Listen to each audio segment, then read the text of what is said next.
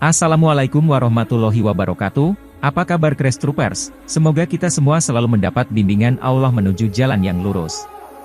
Selama ini kita selalu diingatkan untuk takut kepada api neraka. Hal ini disebabkan karena dalam surat Maryam ayat 71 disebutkan bahwa setiap orang pasti akan menghadapi neraka. Hal ini merupakan keputusan yang telah ditetapkan oleh Allah. Namun kalau hanya rasa takut saja tidak cukup, jika kita terus melakukan perbuatan dosa dan melanggar aturan. Kita juga harus memperhatikan dan berusaha untuk menghindari neraka dengan melakukan perbuatan-perbuatan yang dapat menyelamatkan kita. Berikut ini terdapat amalan-amalan yang dapat membuat kita terhindar dari api neraka, dan bahkan bisa membuat api neraka malah takut kepada kita.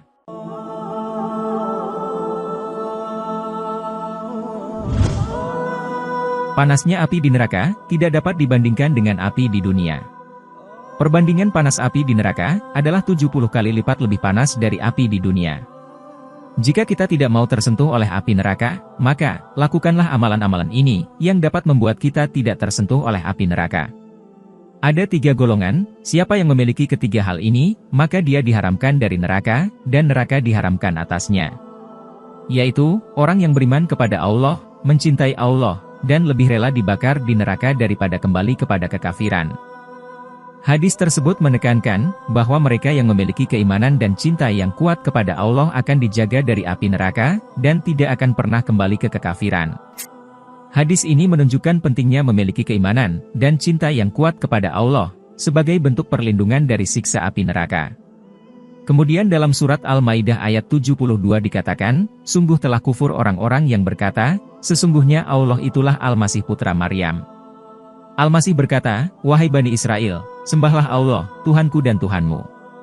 Sesungguhnya, siapa yang mempersekutukan sesuatu dengan Allah, maka sungguh, Allah mengharamkan surga baginya, dan tempatnya ialah neraka. Tidak ada seorang penolong pun bagi orang-orang dolim itu. Allah sangat menegaskan bahwa siapa saja yang mempersekutukan sesuatu dengannya, maka surga akan diharamkan bagi mereka, dan tempatnya adalah neraka. Hal ini bisa kita maknai secara implisit, bahwa seseorang yang tidak mempersekutukan Allah, maka api neraka tidak punya alasan untuk menyiksa kita. Kemudian dalam hadits riwayat Ahmad Rasulullah bersabda, barang siapa selalu menjaga sholat wajib yang 5, baik wudhu, waktu-waktunya, rukuk dan sujudnya, dan ia melihat bahwa itu semua adalah hak Allah, maka haram baginya masuk neraka. Imam Nawawi menjelaskan, pentingnya memperhatikan kualitas dalam menjalankan sholat, seperti menjaga wudhu, waktu-waktu sholat, gerakan rukuk dan sujud, serta memperhatikan khusyuk dalam beribadah.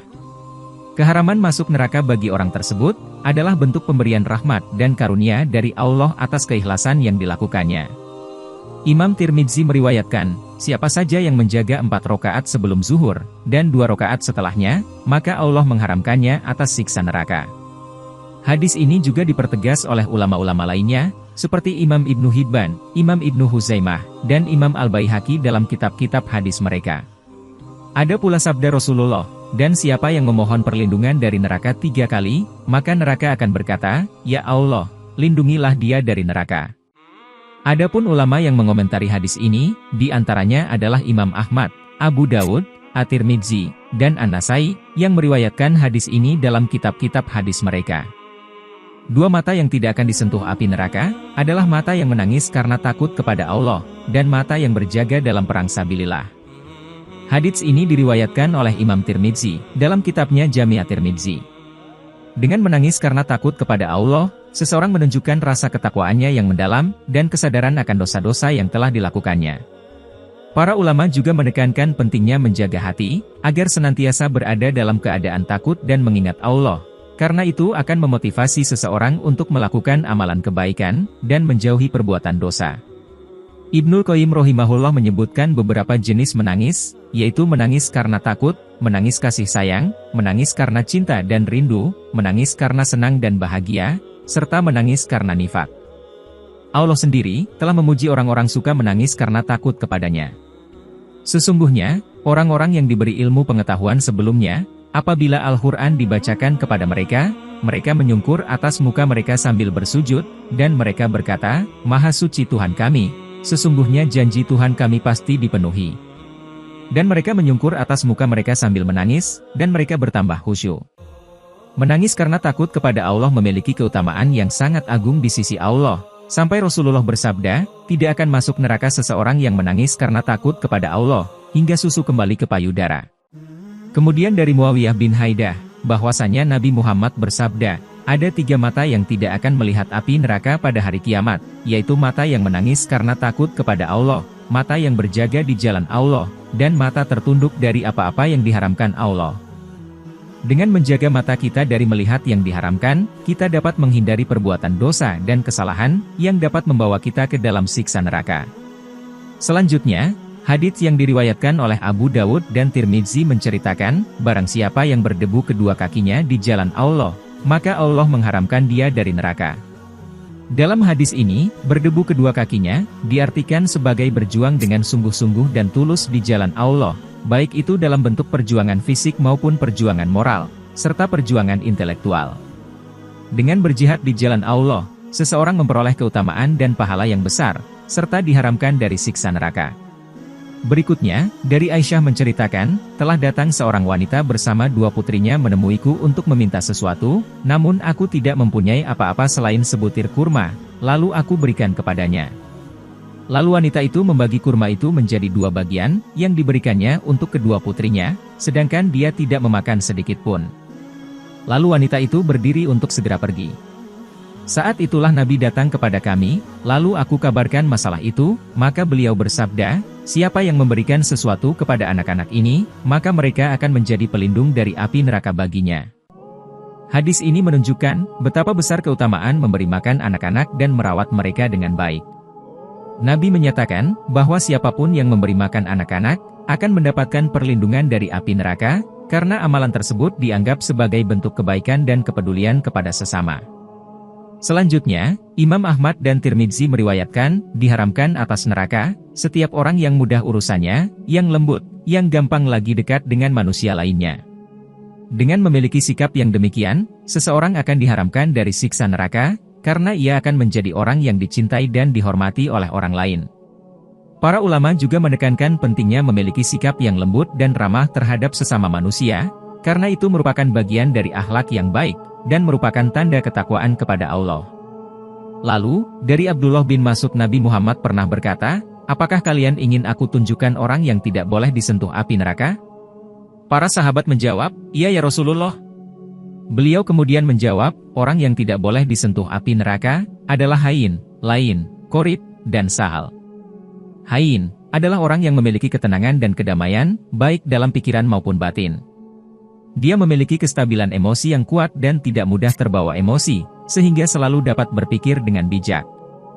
Selain itu, Hain tidak suka memaki, melaknat atau berkata kasar kepada orang lain, dan selalu menjaga ketenangan jiwa. Abu Hurairah meriwayatkan, bahwa ada seorang laki-laki yang meminta wasiat. Nabi kemudian memberikan satu nasihat yang sangat sederhana namun sangat bermakna, yaitu janganlah kamu mudah marah. Meski lelaki itu mengulang pertanyaannya, Nabi tetap memberikan nasihat yang sama.